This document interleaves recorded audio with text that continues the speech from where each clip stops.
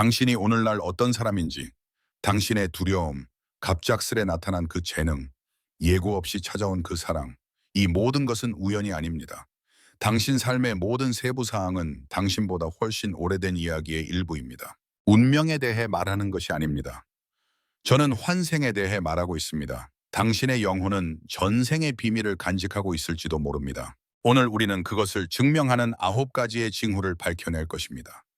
당신이 회의적이든 이미 믿고 있든 상관없습니다.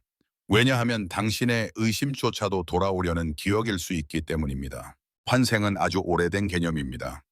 우리가 학교에서 배우는 고대 문명들보다도 더 오래된 개념입니다. 간단히 말해서 우리의 여정은 태어날 때 시작되는 것이 아니며 죽음으로 끝나는 것도 아닙니다. 삶은 끝없는 경험과 배움, 그리고 변형의 연속입니다.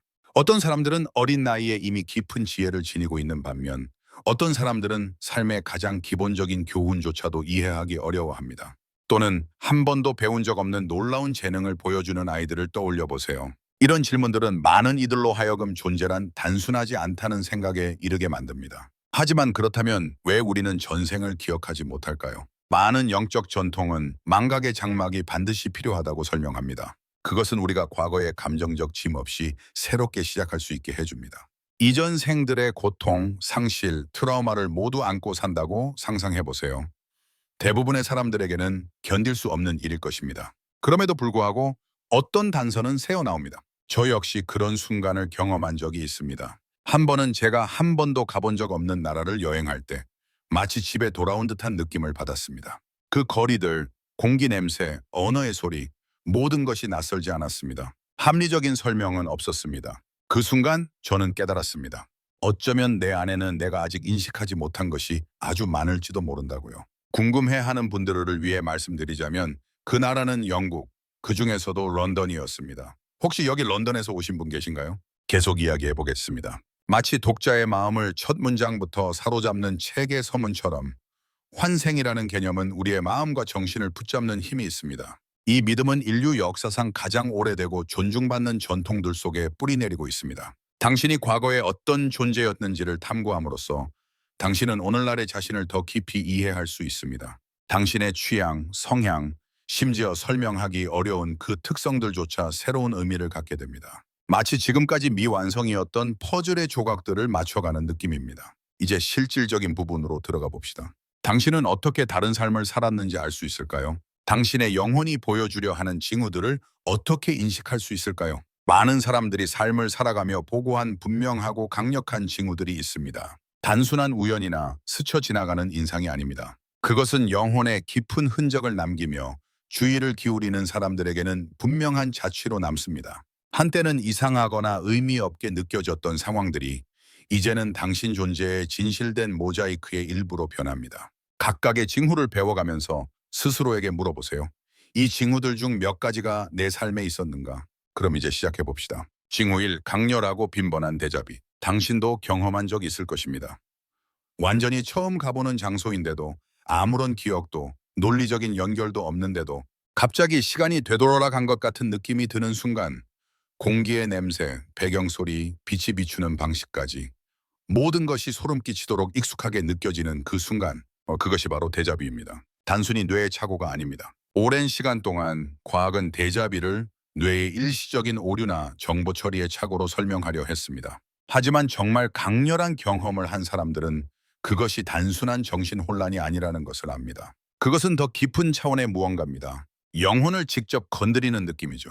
많은 학자들과 영적 전통은 데자비를 현재와 과거 사이를 잇는 틈새로 설명합니다. 마치 잠깐 동안 다른 삶의 기억이 망각의 층을 뚫고 나타나는 것처럼 느껴집니다. 생전 처음 보는 거리 앞에서 왜 심장이 빠르게 뛰는 걸까요? 처음 나누는 대화에서 왜 이미 참여한 적이 있는 것처럼 느껴질까요? 이러한 순간들은 우연이 아닙니다. 이것들은 우리가 다른 존재에서 가져온 흔적들입니다. 중요한 점은 데자뷰가 자주 발생하고 강렬할수록 그것이 과거 생과 연결되어 있을 가능성이 높다는 것입니다. 깊은 데자뷰를 경험한 사람들은 그것을 생생하고 감정적인 경험으로 묘사합니다. 단순히 익숙하다는 느낌이 아니라 모든 것이 정확히 그렇게 일어났던 것처럼 느껴지는 순간입니다. 실제 이야기를 하나 들려드리겠습니다. 한 사람을 만났는데 그는 항상 매우 이성적인 사람이었습니다. 영성이나 환생 같은 개념에 관심이 없었죠. 그러던 어느 날 그는 이전에 한 번도 가본 적 없는 나라의 작은 고대 마을을 여행하게 되었습니다. 그곳은 좁은 골목과 시간이 멈춘 듯한 건물들로 가득한 역사적인 장소였습니다. 도착하자마자 그는 이상하면서도 매우 익숙한 느낌에 사로잡혔습니다. 한 번도 가본 적이 없는데도 그는 각 골목이 어디로 이어지는지 정확히 알고 있었습니다.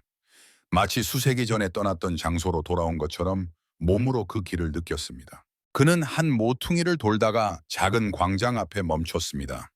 그 순간 이유 없이 눈물이 흘렀습니다. 슬픔도 기쁨도 아닌 그리움이었습니다. 나중에 현지인들과 이야기하면서 그 광장이 수세기 전에는 시장과 공공 집회가 열리던 곳이었다는 것을 알게 되었습니다. 가장 흥미로운 점은 그녀가 광장 중앙에 있었던 오래된 분수를 자세히 묘사했다는 것입니다. 그 분수는 더 이상 존재하지 않았지만 도시의 오래된 기록에는 남아 있었습니다. 그 순간 그녀는 모든 것이 의미를 갖게 되었다고 느꼈습니다. 데자뷰는 단순한 뇌의 오류가 아니었습니다. 그것은 영혼의 기억이었습니다. 무의식 깊은 곳에서 우리는 여기에 전에 왔었다고 말하려는 것이었습니다. 이렇게 데자뷰는 자신을 드러냅니다. 깊이 일어날 때 그것은 어떤 경험이 너무나도 강렬해서 여러 생을 넘어 기억되는 신호입니다. 그러니 다음에 처음 겪는 일인데도 이미 본 적이 있거나 경험한 적이 있다고 느껴진다면 그것을 무시하지 마세요. 그것은 당신의 영혼이 당신이 누구인지 그리고 이미 어떤 삶을 살아왔는지를 상기시키려는 것일 수 있습니다. 두 번째 징후, 즉각적인 연결감. 어떤 사람들은 우리의 삶에 천천히 들어옵니다. 그들과 유대감을 형성하려면 시간이 필요하고 관계가 성숙해지기까지 시간이 걸립니다. 하지만 어떤 사람들은 도착하자마자 이미 그 자리에 있었던 것처럼 느껴집니다. 즉각적이고 깊으며 설명할 수 없습니다. 첫눈에 첫 제스처에서 연결이 이루어집니다. 노력할 필요도 없습니다. 마치 그 사람이 이미 당신의 이야기의 일부였던 것처럼 느껴집니다. 이것이 바로 영혼의 재회입니다. 이러한 즉각적인 연결은 여러 삶을 여행한 사람들에게 흔합니다. 사람들과 장소들은 우리의 본질에 각인됩니다. 전혀 다른 상황에서도 그들을 다시 만나면 인식은 즉각적입니다.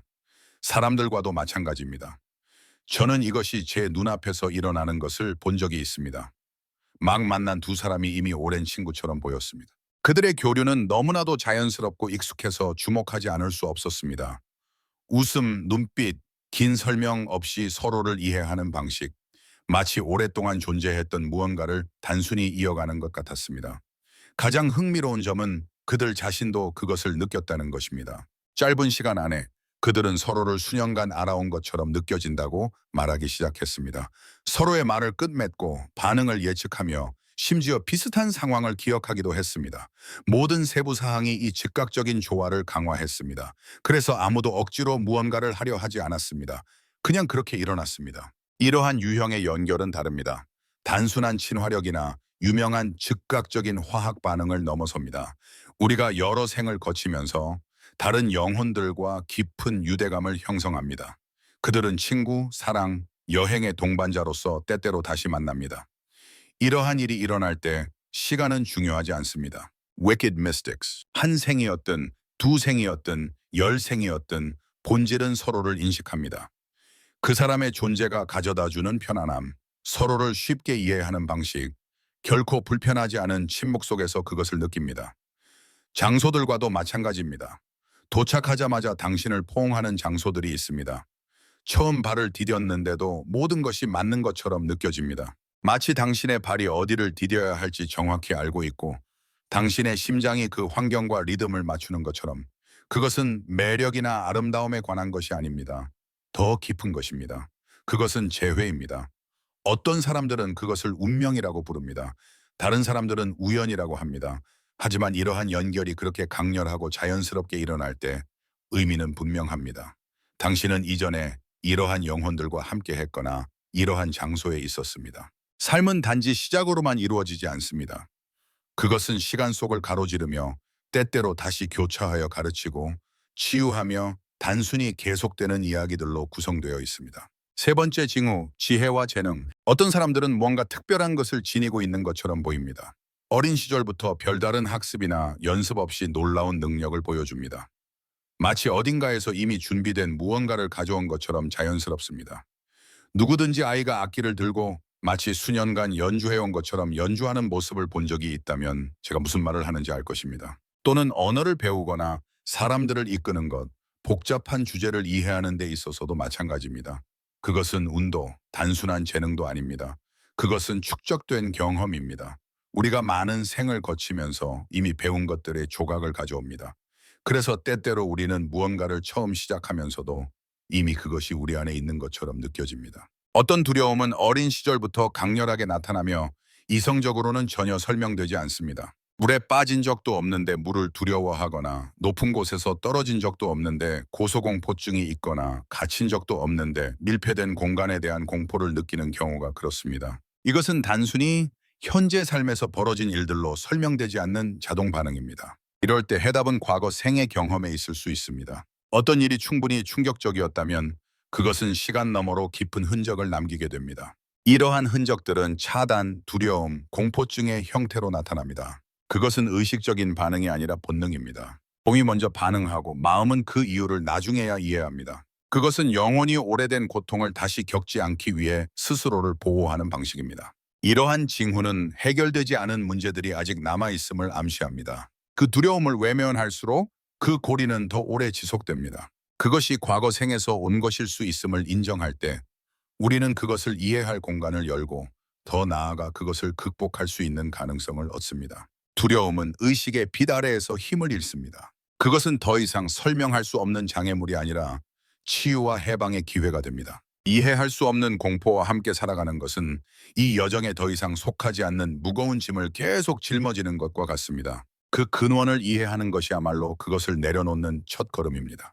영혼은 과거에 얽매이고 싶어 하지 않습니다. 그것은 앞으로 나아가고자 합니다. 그리고 그러기 위해서는 내면을 바라보고 여전히 메아리치는 오래된 이야기들과 마주해야 합니다. 여섯 번째 징후, 특정 시대와 문화에 대한 강한 매혹. 어떤 사람들은 특정한 역사적 시기나 문명에 대해 설명할 수 없는 끌림을 느낍니다. 그것은 단순한 호기심이나 순간적인 관심이 아닙니다. 그것은 깊고 거의 본능에 가까운 매혹입니다. 겪어본 적이 없는데도 마치 그 시기를 그리워하는 듯한 강한 감정이 솟구칩니다. 특정 시대나 문화에 대한 이런 연결감은 다른 삶에서의 경험을 암시하는 가장 분명한 징후 중 하나입니다. 영혼은 이미 겪은 것을 인식합니다. 그리고 비록 의식은 기억하지 못해도 그 안에서 무언가가 반짝입니다. 이런 관심이 강렬하고 지속적이며 감정적으로 깊을 때 그것은 보통 무의식 속에 잠든 과거 생의 기억을 나타냅니다. 언어, 의생, 의식, 건축 양식, 상징들 모든 것이 단지 외부의 영향이나 교육만으로는 설명되지 않는 소속감을 불러일으킵니다. 때로는 이런 매혹이 픽션 작품을 통해서도 드러납니다. 고전 영화나 중세를 배경으로 한 이야기들 혹은 호빗이나 반지의 제왕 같은 왕국과 여행에 대한 서사 속에서도 나타납니다. 그 세계가 마치 나의 일부인 것처럼 느껴집니다. 그 상상의 땅을 볼 때 전에도 비슷한 곳을 걸었던 것 같은 느낌이 듭니다. 이런 경험이 찾아올 때 그것은 영혼이 이번 생의 기억 넘어 더 오래된 패턴과 기억에 연결되어 있다는 또 하나의 신호입니다. 왜냐하면 심지어 판타지조차도 많은 경우 깊은 무의식에 직접 말을 거는 원형과 상징을 품고 있으며 그것이 오직 영혼만이 접근할 수 있는 기억을 깨우기 때문입니다. 일곱 번째 징후, 늙은 영혼이라는 느낌. 어떤 사람들은 어린 나이임에도 불구하고 많은 경험을 품은 듯한 무게감을 지닌 채 살아갑니다. 어릴 적부터 말투, 문제를 대하는 방식, 눈빛에 이르기까지 성숙함이 배어 있습니다. 표면적인 일이나 자극에 휩쓸리지 않고 조용히 관찰하고 깊이 생각하며 종종 의미 없는 말보다 침묵을 선택하곤 합니다. 마치 삶이 순환으로 이루어져 있다는 것을 본능적으로 아는 것처럼 보입니다. 오르락 내리락, 만남과 이별이 삶의 일부라는 사실을 어렴풋이 이해하고 있는 듯합니다. 이런 나는 뭔가 다르다는 느낌, 더 깊이 생각하고 주변 사람들의 일반적인 관심사에 완전히 동화되지 않는 느낌은 영혼이 이미 오랜 길을 걸어왔다는 분명한 신호입니다. 늙은 영혼, old soul이라는 표현은 우연이 아닙니다. 그것은 바로 많은 삶을 거치며 수많은 교훈을 쌓아온 사람을 뜻합니다. 그리고 그 모든 것을 이제는 보이지 않는 짐처럼 지니고 살아가는 것입니다. 그것은 더 뛰어나거나 똑똑하다는 뜻이 아닙니다. 단지 삶을 바라보는 눈이 다를 만큼 충분한 경험을 했다는 의미입니다. 이러한 느낌을 가진 사람들은 어떤 상황에서도 다른 사람들처럼 쉽게 휘둘리지 않는다는 것을 자주 자각하게 됩니다. 그들은 마치 이미 겪어본 듯 그 너머를 보는 눈을 갖고 있는 듯합니다. 내면에서 고요함과 인내, 그리고 어떤 우수 어린 감정이 피어오릅니다. 이는 이런 영혼들이 이 생에서의 많은 환상을 이미 과거 생에서 극복해왔기 때문입니다. 이들은 유행에 쉽게 휘둘리지 않고 비상적인 것들에 감명을 받지 않으며 진실하고 본질적인 것과 연결되기를 원합니다. 오래된 영혼이라는 느낌은 관계 속에서도 드러납니다. 이런 사람들은 자기도 모르게 타인에게 위로와 인도를 주는 존재로 여겨집니다. 마치 지혜와 따뜻함의 에너지를 자연스럽게 발산하는 듯하며 사람들은 그것을 느끼고 신뢰합니다. 그 모든 것 뒤에는 과거 여정들의 조용한 기억이 있습니다. 이겨낸 도전들, 살아낸 사랑들, 견뎌낸 상실들이 본질을 빚어내며 이제는 단순한 몸짓, 지혜로운 말, 그리고 수세기의 이야기를 담고 있는 듯한 존재감으로 드러납니다. 만약 당신이 이렇게 느낀다면, 다르고 깊고 종종 이 세상과 어울리지 않는다고 느낀다면 이것을 이해하세요. 그것은 결점이 아닙니다. 그것은 당신의 영혼이 이 생애의 눈으로는 볼 수 없는 더 많은 것을 보고 살아왔다는 신호입니다. 여덟 번째 신호, 반복되는 삶의 패턴 속 교훈. 어떤 상황들은 삶의 여러 시점에서 반복됩니다. 마치 새로운 인물들로 재구성된 같은 이야기가 다시 쓰이는 듯이요. 관계들이 항상 비슷한 패턴을 따르고 감정적인 도전이 다른 형태로 다시 찾아오며 다른 방식으로 행동하려 했음에도 같은 실수를 반복하게 됩니다. 마치 어떤 진실이 아직 완전히 이해되지 않았다는 것을 알려주려는 듯합니다. 이런 순환은 불운이나 벌 또는 우연이 아닙니다. 그것은 영혼이 아직 온전히 통합해야 할 교훈들입니다. 경험이 통합되지 않으면 그것은 반복됩니다. 그리고 때로는 이런 반복은 이 생에서 시작된 것이 아닙니다. 그것들은 먼 과거로부터 온 것입니다. 끝맺지 못한 이야기들, 해결되지 않은 감정들, 이행되지 못한 약속들이지요. 균형과 진화를 추구하는 영혼은 열린 결말을 닫기 위해 그런 상황들을 끌어옵니다. 그래서 이런 패턴들을 솔직하게 바라보면 그 안에 메시지가 담겨 있음을 알게 됩니다. 무엇인가가 제한되고 있는 것입니다. 그것은 직면할 용기와 변화시킬 자각을 요구합니다. 이런 순환들은 종종 버림, 거절, 권위, 의존, 상실, 내면의 갈등, 심지어 중독이라는 주제로 나타납니다. 이에 대한 독립적인 영상도 만들었습니다. 그것들은 외적인 경험처럼 보이지만 사실은 영혼의 내면 움직임을 반영한 것입니다. 이것을 인식하는 순간부터 모든 것이 달라집니다. 자동 조종 상태로 살던 삶에서 벗어나 반복 속에서 의미를 보게 됩니다. 고통은 맥락을 갖게 되고 삶의 끈기는 곧 영혼의 성장에 대한 끈기로 드러납니다. 이런 패턴들은 거울과도 같습니다. 아직 치유되고 통합되며 놓여야 할 것을 비추어 줍니다. 그 교훈이 진정으로 이해되는 순간 순환은 끝납니다. 그 경험은 더 이상 반복되지 않습니다. 왜냐하면 영혼이 마침내 배워야 할 것을 온전히 흡수했기 때문입니다. 이것은 해방입니다. 바로 그 순간 인생은 시험의 연속처럼 느껴지지 않게 됩니다. 아홉 번째 신호로 넘어가기 전에 오늘 5월 10일이 이 양자사고 도전에 참여할 수 있는 어머니의 날 할인 쿠폰을 사용할 수 있는 마지막 날임을 상기시켜 드리고 싶습니다. 쿠폰은 오늘 자정까지 유효하니 고정된 첫 번째 댓글을 확인하시고 혜택을 누리세요. 그리고 제 구독자 중 어머니이신 분들께 어머니의 날을 진심으로 축하드립니다. 이 자리에 함께해 주셔서 감사합니다. 아홉 번째 신호, 더 큰 무언가를 향한 갈망. 삶에서 이미 많은 것을 경험했음에도 불구하고 어떤 이들은 늘 어딘가 허전한 불안함을 품고 살아갑니다. 아무리 많은 것을 성취하고 수많은 경험을 쌓아도 이 느낌은 사라지지 않습니다. 마치 그들 안의 일부는 더 위대한 무언가가 존재함을 이미 알고 있는 듯합니다. 정확히 무엇인지 알 수는 없지만 끊임없이 무언가를 찾게 되는 이 감정은 종종 영적 기억의 직접적인 반영입니다. 수많은 생을 거쳐온 영혼은 자신이 살아온 여정과 앞으로 이루고자 하는 바의 메아리를 품고 있습니다. 의식하지 못하더라도 그들은 연속성을 알고 있습니다. 그래서 아무것도 완전히 새롭거나 충분하다고 느껴지지 않는 것입니다. 그들은 눈에 보이고 물질적인 것을 넘어선 의미와 해답을 갈망합니다. 그것은 충족을 향한 영혼의 충동입니다. 이런 감정을 가진 사람은 피상적인 설명이나 공허한 일상에 쉽게 만족하지 못합니다.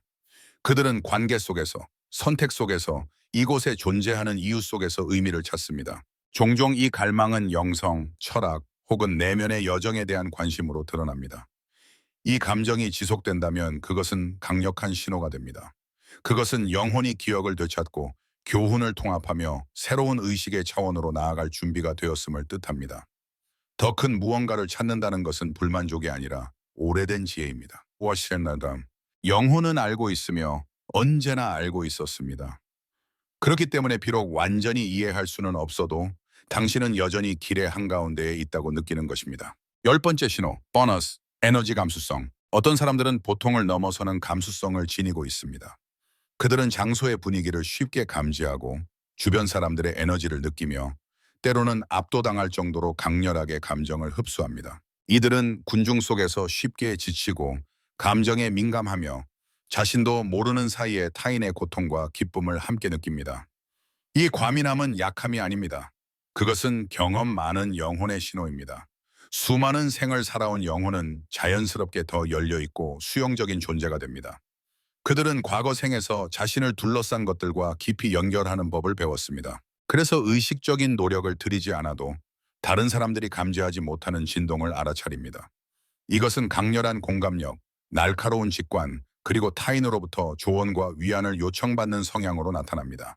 이들은 사람들이 본능적으로 찾게 되는 이들입니다. 아무 말 없이도요, 이 감수성은 선물이자 과제입니다. 외부의 감정에 지배당하지 않기 위해 성숙함이 필요합니다. 하지만 잘 이해하게 되면 그것은 연결과 치유를 위한 강력한 도구가 됩니다. 타인의 감정을 느끼고 말하지 않아도 감지하며 길을 직감하는 것은 영혼이 수많은 길을 걸어온 존재임을 보여주는 증거입니다. 공감과 감수성이 이토록 자연스럽고 강렬하게 나타난다는 것은 그 영이 과거 생의 흔적을 지니고 있다는 명백한 표시입니다. 그러나 이 역할은 또한 섬세한 관리가 필요합니다. 이처럼 깊이 느끼는 것은 매우 소모적일 수 있습니다. 타인의 것을 무의식적으로 흡수하면 감정의 불균형이 생기고 자신의 삶에서 멀어지며 결국 마음과 몸이 지쳐갑니다. 그래서 이런 감수성을 가진 이들은 자신을 보호하는 법을 배워야 합니다.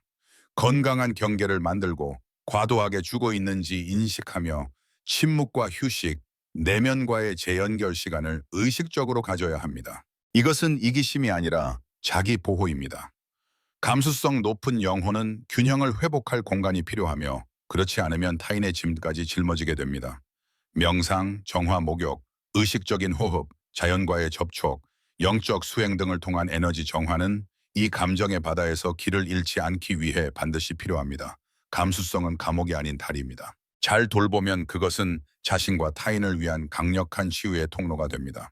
하지만 무시하거나 방치하면 점점 쌓이고 생명 에너지를 소모하는 짐이 됩니다. 만약 당신이 너무 많이 느끼고 다른 사람들이 말하지 않는 것을 감지하며 끊임없이 누군가의 이야기를 듣고 위로해주는 역할을 하고 있다면 제발 자신을 돌보세요. 세상을 그토록 깊이 느끼는 이들은 온전함을 유지하기 위해 자신만의 피난처가 필요합니다. 이 모든 신호들을 바라보는 것은 과거에 얽매이기 위함이 아닙니다. 그것은 현재를 비추기 위함입니다. 인생이 하나의 연속성이라는 것을 인식하고 모든 경험이 오래된 여정의 메아리를 품고 있다는 것을 아는 것.